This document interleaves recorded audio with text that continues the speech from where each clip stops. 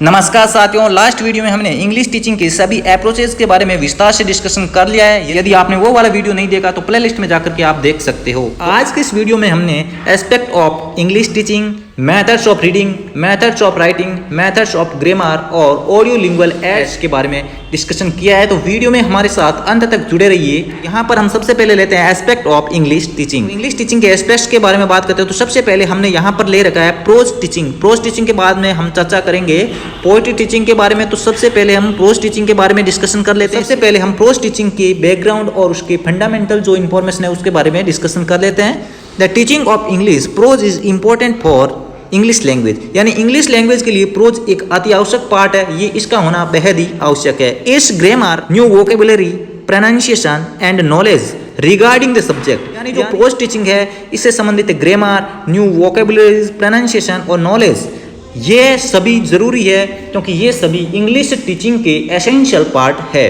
The most useful method for the English pros lesson plan is Harvard 5 step system, यानी पर English pros lesson plan जो 5 step system है जो Harvard महोदय के द्वारा दिया गया है बहुत ही इंपॉर्टेंट है।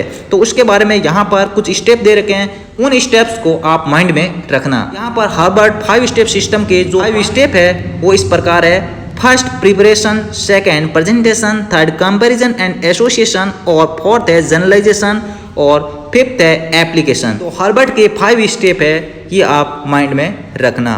प्रोज टीचिंग के बाद हम पोएट्री टीचिंग के बारे में डिस्कशन करते हैं। इसका बैकग्राउंड और फंडामेंटल जो इन्फॉर्मेशन है उसको कलेक्ट कर लेते हैं। The value of teaching poetry in English language is the all-round development of the whole personality of pupils' emotion, imaginative, intellectual and aesthetic sides, यानी जो पोएट्री टीचिंग है वो इंग्लिश लैंग्वेज का एक एसेंशियल पार्ट है जिसके माध्यम बच्चों के इमोशन, इमेजिनेटिव और इंटेलेक्चुअल और एस्थेटिक साइड है इन सभी का डेवलपमेंट होता है। इन सभी प्रकार के जो फैक्ट है इनका डेवलपमेंट संभव है, इसलिए पोएट्री टीचिंग इंग्लिश टीचिंग का एक एसेंशियल पार्ट है। Next step of teaching poetry. Poetry को हम पढ़ा रहे हैं उस दौरान हमें कौन कौन से स्टेप को फॉलो करना चाहिए। तो फर्स्ट इंट्रोडक्शन, सेकंड सबसे पहले हम इंट्रोडक्शन देंगे, second reading allowed by teacher, उसके बाद टीचर के द्वारा द्रुत वाचन किया जाएगा। Next reading allowed by pupils, यानी उसके बाद छात्रों के द्वारा रीडिंग की जाएगी। रीडिंग ऑफ द पोएम, उसके बाद पोएम को पढ़ा जाएगा। उसके बाद reading again bye the teacher, next reading again by the students, next evaluation और फाइनल है final reading by the teacher, यानी लास्ट में अध्यापक के द्वारा रीडिंग की जाएगी। ये सारे के सारे पोएट्री टीचिंग के स्टेप्स है, तो ये सारे स्टेप आप माइंड में रखना।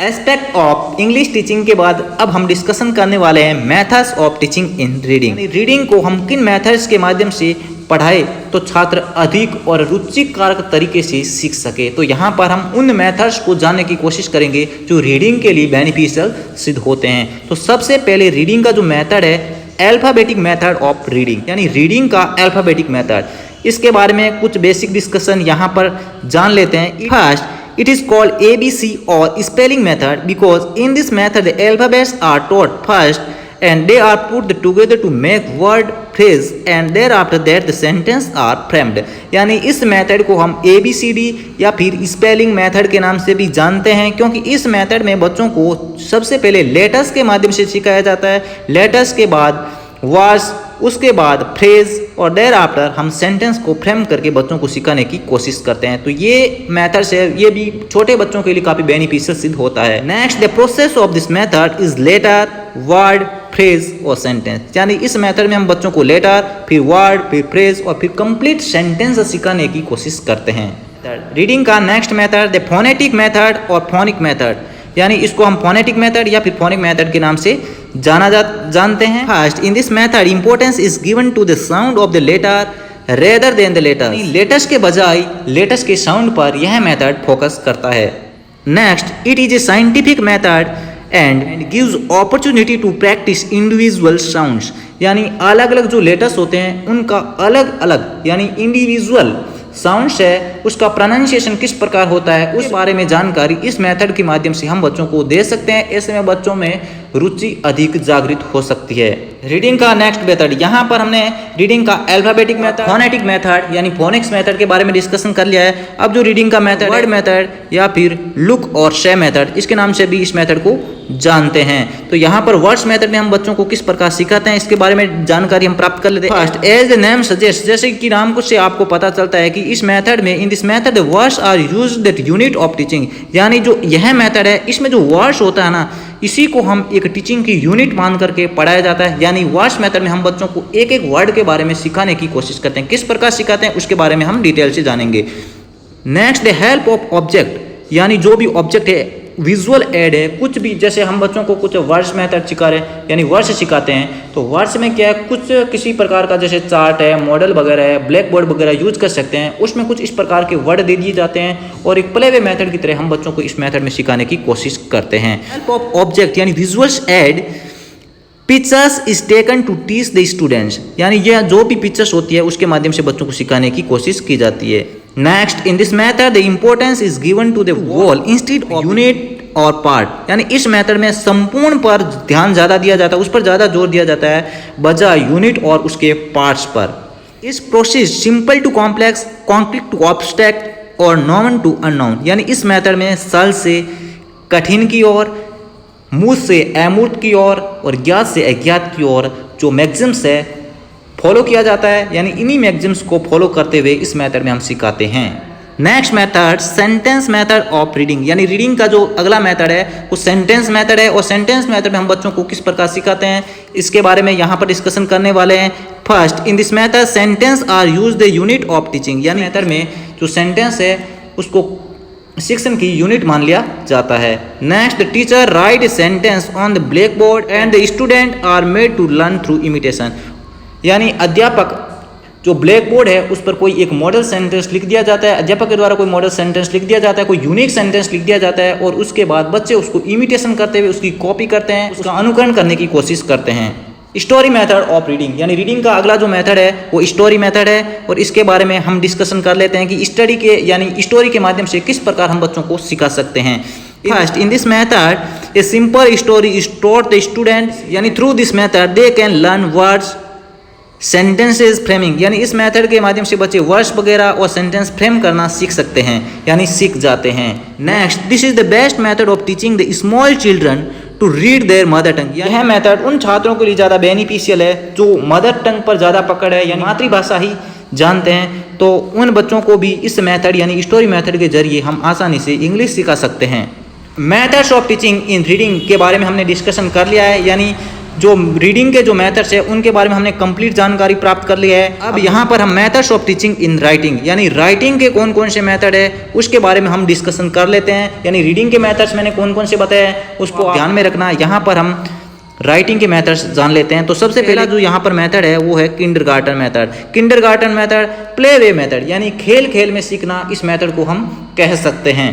किंडरगार्टन मेथड जो कि फ्रोबेल महोदय ने दिया था, इस मेथड के बारे में, इसका बैकग्राउंड क्या है उसके बारे में जान लेते हैं, किस प्रकार हम इस मेथड के जरिए बच्चों को सिखाने की कोशिश करते हैं। तो first, in this method kindergarten apparatus is used to teach the students, यानी जो किंडरगार्टन मेथड है इसमें कुछ इस प्रकार के जो उपकरण होते हैं, जैसे कुछ वुड वगैरह, उसकी लकड़ी के टुकड़े वगैरह लेकर के जिसमें कुछ प्रकार के सिंबल्स वगैरह, कुछ इस प्रकार के लेटर्स वगैरह बने रहते हैं, तो उनको जोड़ करके बच्चे सीखने की कोशिश करते हैं। तो यहाँ पर हमने small piece of the food on the which alphabets are written, यानी ऐसे फूड के जो पीस लिए हैं जिन पर कुछ अल्फाबेट है वो रिटन है, उस पर छपे हुए हैं, उनके माध्यम से बच्चे हैं वो सीखने की कोशिश करते हैं। The student are asked to joining the piece and frame the letters, यानी उसके बाद बच्चों को क्या वो पीस को जोड़ करके लेटर्स के रूप में फ्रेम करने के लिए कहा जाता है। Next, this method is the best method for infant classes, यानी जो बच्चे होते हैं, जो प्री प्राइमरी के जो बच्चे होते हैं उनके लिए यह मेथड काफ़ी बेनिफिशियल सिद्ध होता है। कौन सा मेथड? किंडरगार्टन मेथड, जो खेल खेल में सिखाने के लिए जाना जाता है। Methods of teaching in writing, इसका जो अगला मेथड है यानी राइटिंग का जो अगला मेथड है वो है ट्रेसिंग मेथड। ट्रेसिंग मेथड क्या होता है, किस प्रकार इस मेथड में बच्चों को सिखाने की कोशिश करते हैं। तो first, in this method the printed letters are given to the student with carbon paper and paper, यानी जो यह मेथड है इसमें बच्चों को कुछ प्रिंटेड लेटर दे दिए जाते हैं, जिसमें जिस प्रकार जैसे dot dot dot dot dot इस प्रकार ए बना हुआ हो, डॉट डॉट डॉट, या फिर किसी भी प्रकार की कोई इस प्रकार की आकृति जो लेटर से रिलेटेड हो, उनको बच्चे क्या करते हैं, ट्रेस करके सीखने की कोशिश करते हैं, यानी उसको जैसे घसीटते हुए उस लेटर को पूर्ण करने की कोशिश करते हैं और इसके माध्यम से बच्चे सीखते हैं। The students are asked to move the pen and pencil on the given material, यार जो भी बच्चों को हम मटेरियल देते हैं उस पर बच्चों को क्या किया जाता है कि पेंसिल और पेन से उस पर बार बार ट्रेस करे, उस पर पेंसिल और पेन को घुमाए। तो इस प्रकार हम ट्रेसिंग मेथड में सिखाते हैं। Next, through this method the student learn the hand movement in a better way, यानी अक्सर के अकॉर्डिंग उनका हाथ में जो मूवमेंट होती है वो विकसित हो जाती है। नेक्स्ट, जो राइटिंग का अगला मेथड है फ्री हैंड इमिटेशन, यानी इसमें बच्चों को कुछ भी नहीं कहा जाता है, स्वतंत्रता दे दी जाती है कंप्लीट यहाँ पर, और बच्चे उसको इमिटेट करके सीखने की कोशिश करते हैं। In this method the student imitate, copy करता है बच्चा the written material from the black board which is written by the teachers, यानी अध्यापक के द्वारा जो भी ब्लैक बोर्ड पर मटेरियल, जो भी सेंटेंसेस वगैरह, जो भी लेटर वगैरह, जो भी अल्फाबेट वगैरह लिखा जाता है, तो बच्चे क्या करते हैं उसकी कंप्लीटली कॉपी करते हैं, उसको इमिटेट करते हैं। तो इमिटेट के माध्यम से बच्चे सीखते हैं, यही है फ्री हैंड इमिटेशन। तो यह भी राइटिंग के लिए काफ़ी बेनिफिशियल सिद्ध होता है। हमने रीडिंग और राइटिंग के सारे मेथड्स पढ़ दिए। अब हम बात करते हैं मेथड्स ऑफ टीचिंग स्पेलिंग। यहाँ पर हम स्पेलिंग को किस माध्यम से, किस मेथड्स के जरिए सीख सकते हैं, किस मेथड के जरिए हम बच्चों को बेटर रूप से स्पेलिंग सिखा सकते हैं, इसके बारे में हम डिस्कशन कर लेते हैं। तो यहाँ पर जो पहला मेथड है स्पेलिंग सिखाने का वो है ड्रिल मेथड। ड्रिल का मतलब अभ्यास करना। Drill is a form of practice, यानी प्रैक्टिस ही ड्रिल होती है, अभ्यास किया जाता है, यानी बच्चों को अभ्यास के माध्यम से सिखाया जाता है। So in this method student learn the spelling through drill और प्रैक्टिस, यानी बच्चे अभ्यास कर करके स्पेलिंग को सीखने की कोशिश करते हैं। Next, it is called traditional और रोट मेमोरी मेथड, यानी यह एक प्राचीन मेथड है, एक पारंपरिक मेथड है, ट्रेडिशनल मेथड है, और रोट मेमोरी मेथड मतलब एक टाइप का रटन प्रवृत्ति पर आधारित मेथड है। इसमें बच्चे क्रेमिंग करते हैं और कुछ नहीं करते हैं। स्पेलिंग सीखने का जो अगला मेथड है वो है इंसिडेंटल मेथड। इंसिडेंटल मेथड क्या होता है और इसमें किस प्रकार हम बच्चों को स्पेलिंग सिखा सकते हैं। इंसिडेंटल मेथड के बारे में कुछ बेसिक जानकारी यहाँ पर हम डिस्कशन करने वाले हैं। In this method spelling are taught in between the teaching. Incidentally the word occur in the meaning and the meaning is made clear to the student by the teacher, यानी इस method में क्या होता है कि कोई भी स्पेलिंग, जैसे हम बच्चों को किसी भी प्रकार का लेसन पढ़ा रहे हैं, उस लेसन के दौरान जो भी हार्ड वर्ड आ जाता है, कोई भी ऐसी स्पेलिंग जो बताना अति आवश्यक है, उसके बारे में छात्रों को भी जानना जरूरी है। तो ऐसी स्पेलिंग को क्या करते हैं अध्यापक उस शिक्षण के दौरान, यानी बीच बीच में उसका अर्थ और उसको सही प्रोनाउंसिएशन बता देते हैं। यही होता है इंसिडेंटल मेथड। तो यहाँ पर हमने स्पेलिंग के दो मेथड, ड्रिल मेथड और इंसिडेंटल मेथड के बारे में डिस्कशन कर लिया है। अगला जो मेथड है वो है प्लेवे मेथड। प्लेवे मेथड के जरिए हम किस प्रकार बच्चों को सिखाते हैं, तो in this method spelling are taught through games, यानी प्लेवे मेथड में हम बच्चों को जो भी स्पेलिंग होती है गेम यानी खेल खेल में सिखाने की कोशिश करते हैं। नेक्स्ट जो मेथड है वो है ट्रांसक्रिप्शन मेथड, यानी ट्रांसक्रिप्शन के माध्यम से हम बच्चों को किस प्रकार सिखा सकते हैं। Here the student copy the written spelling, जो भी लिखी हुई स्पेलिंग है फ्रॉम द ब्लैक बोर्ड, जो भी ब्लैक बोर्ड पर स्पेलिंग लिखी हुई है वही बच्चे क्या करते हैं कॉपी कर लेते हैं और उसके बाद उसी को लर्न करने की कोशिश करते हैं। यानी ट्रांसक्रिप्शन मेथड में बच्चे जो भी ब्लैक बोर्ड पर स्पेलिंग होती है उसको लिखते हैं और इमिटेशन करके उसको रटने या फिर लर्न करने की कोशिश करते हैं। Methods of teaching in spelling का जो अगला मेथड है डिक्टेशन मेथड। डिक्टेशन मेथड में हम किस प्रकार बच्चों को स्पेलिंग सिखा सकते हैं, तो डिक्टेशन मेथड में होता है क्या है, the teacher dictate the paragraph, यानी जो अध्यापक होता है कोई पैराग्राफ को पढ़ता है, पढ़ने के बाद मिस्टेक ऑफ द स्टूडेंट्स, यानी अध्यापक प्रोनाउंसिएशन करता है, उसके बाद उसी प्रोनाउंसिएशन को छात्र दोहराते हैं। जब छात्रों के द्वारा वही प्रोनाउंसिएशन किया जाता है, उक्त दौरान कोई भी त्रुटि होती है, प्रोनाउंसिएशन में कोई भी मिस्टेक होती है, वह उसी दौरान फिक्स कर दिया जाता है। यही होता है डिक्टेशन मेथड। स्पेलिंग का जो अगला मेथड है वो है डिक्शनरी मेथड। डिक्शनरी मेथड में क्या होता है कि in this method student are asked to consult a dictionary to learn the spelling, यानी डिक्शनरी मेथड में कुछ नहीं होता है, बच्चों को कोई भी एक अच्छी डिक्शनरी को सजेस्ट कर दिया जाता है और उसे जो डिक्शनरी में जो भी मीनिंग्स वगैरह होती है उसको बच्चों को बोल दिया जाता है कि ये सारी रट ले, उसको क्रैम कर ले या फिर लर्न इट कर ले। रीडिंग, राइटिंग और स्पेलिंग के सभी मेथड्स के बारे में डिस्कशन कर लिया है। अब हम बात करते हैं methods of teaching of grammar, यानी ग्रामर को हम किस तरीके से एक बेटर वे में बच्चों को सिखा सकते हैं, उसके क्या क्या मेथड्स हो सकते हैं, उसके बारे में हम डिस्कशन करने वाले हैं। तो फर्स्ट जो मेथड है वो है ट्रेडिशनल मेथड। ट्रेडिशनल मेथड में हम किस प्रकार बच्चों को सिखा सकते हैं, हर किसी को पता है कि किस प्रकार ट्रेडिशनल मेथड में हम बच्चों को ग्रामर सिखाते हैं। तो in this method the text book is used to teach grammar and the student are made to mug up the rules of grammar, यानी एक टेक्स्ट बुक में जितने भी रूल होते हैं ग्रामर के वो सारे के सारे ब्लैक बोर्ड पर उतार दिए जाते हैं और अध्यापक उन रूल को थोड़ा बहुत एक्सप्लेन कर देता है, छात्र रूल्स को रट लेते हैं और उस रूल को रट करके ग्रामर सीखने की कोशिश की जाती है। यही एक ट्रेडिशनल मेथड है और आजकल सभी विद्यालयों में यही मेथड प्रचलित है। ग्रामर टीचिंग का जो अगला मेथड है वो है informal method. In this method the importance is given to use of grammar rule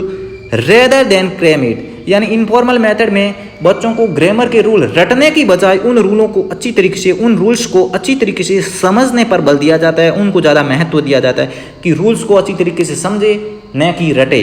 grammar teaching का जो अगला मेथड है रेफरेंस मेथड या फिर कोरिलेशन मेथड। इसको हम रेफरेंस मेथड या फिर कोरिलेशन मेथड के नाम से जानते हैं। This method is non an incidental method. Incidental method क्या होता है इसके बारे में हम लास्ट मेथड में हमने डिस्कशन किया है। इसको इंसिडेंटल मेथड के नाम से भी जानते हैं।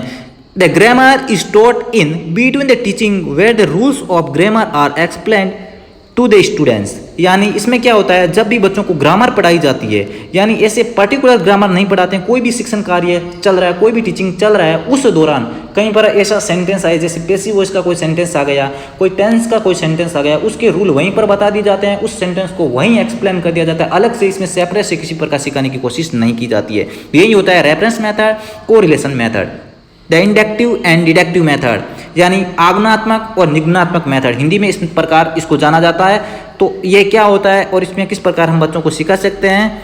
In inductive method the learner proceed from simple to complex. यानी इस मेथड में बच्चों को सिंपल यानी सरल से कठिन की ओर सिखाया जाता है, जो कि एक बेटर वे है। और ऐसे में छोटे जो बच्चे होते हैं, अपर प्राइमरी और प्राइमरी स्टेज के जो बच्चे हैं या फिर प्री प्राइमरी की स्टेज के जो भी बच्चे हैं, वो आसानी से और एक बेटर वे में सीख सकते हैं। This method is the best method for grammar teaching. यानी यह मेथड ग्रामर टीचिंग के लिए काफ़ी महत्वपूर्ण सिद्ध हो सकता है, काफ़ी महत्वपूर्ण मेथड है। इस मेथड के माध्यम से यदि हम ग्रामर टीचिंग करवाए। Let's move the next point, the type of audio visual aids. यहाँ पर हम ऑडियो विजुअल एड यानी ऐसे एड्स जिनको या तो सुन सकते हैं या फिर देख सकते हैं या फिर देख और सुन दोनों कर सकते हैं। तो ऐसे कौन कौन से ऐड है और इंग्लिश टीचिंग में ये किस प्रकार बेनिफिशियल सिद्ध हो सकते हैं। यानी यहाँ पर हम ऑडियो विजुअल ऐड को कैटेगराइज कर रखा है 3 कैटेगरी में। फर्स्ट है ऑडियो एड्स। ऑडियो एड्स में हमने यहाँ पर ऐसे ऐड को इंक्लूड किया है जिनके माध्यम से यानी जिनको सुन करके हम टीचिंग कर सकते हैं, लर्न कर सकते हैं। First radio, tap recorder, gramophone, lingua phone और हेडफोन। इन सारे इंस्ट्रूमेंट्स को आप नाम अच्छी तरीके से याद रख लेना। सेकेंड है visual aids, the black board, flash card, epidiascope, slide, film strip, charts, map, figures और मॉडल। ये सारे के सारे इंस्ट्रूमेंट्स है, ये सारे के सारे इंस्ट्रूमेंट विजुअल एड्स है। इन सारी चीज़ों को भी आप दिमाग में सेट कर लेना। Next the audio visual aids. Audio visual aids में हमने यहाँ पर फिल्म, टेलीविजन, ड्रामा और कठपुतली को इंक्लूड किया है। इसके अलावा इसमें वीडियो भी समाहित है, के माध्यम से भी हम सुन और देख सकते हैं। तो वीडियो भी ऑडियो विजुअल ऐड के अंतर्गत ही इंक्लूडेड है। तो दोस्तों इस वीडियो में हमने रीडिंग, राइटिंग, स्पेलिंग और ग्रामर के जितने भी मेथड्स है और एस्पेक्ट ऑफ टीचिंग इंग्लिश है और इसके अलावा हमने ऑडियो विजुअल्स ऐड है, इसके बारे में डिस्कशन कर लिया है। उम्मीद है कि ये वीडियो आपके एग्जाम में बेहद ही बेनिफिशियल सिद्ध होने वाला है। वीडियो अच्छा लगा तो लाइक बटन को हिट करते हुए चैनल को शेयर और सब्सक्राइब कर दीजिए। फिर मिलते हैं ऐसे ही इंटरेस्टिंग वीडियो के साथ। तब तक के लिए जय हिंद, वंदे मातरम।